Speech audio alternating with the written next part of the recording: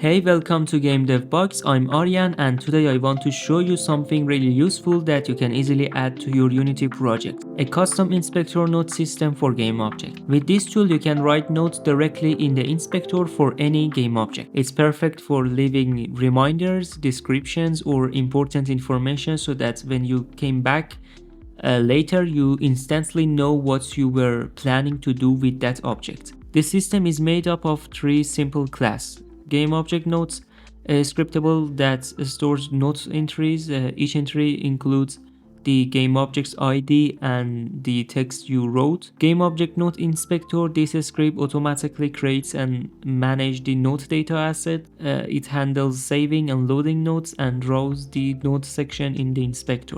Node pop-up window, a custom editor window where you can easily type and edit your nodes. If you select any game object in the hierarchy, you will see a small node icon at the top of the inspector. When you click it, the nodes window opens. If this is your first time using it, Unity will create the node database automatically.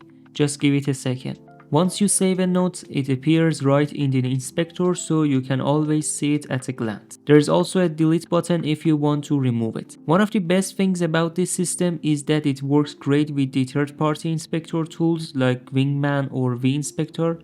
So even if you're using external editor extensions, this node feature should still integrate smoothly. That's it for this video. If you're interested in more editor tools, check out my video on a to-do list system that makes task management super easy, especially if you are working solo or in a small team. If you enjoy these kinds of videos where I build tools that make game development easier and more fun, make sure to subscribe and like this video. And if you have an idea for an editor tool you think would be useful, drop it in the comments. I would love to check it out. Thanks for watching and have a great time.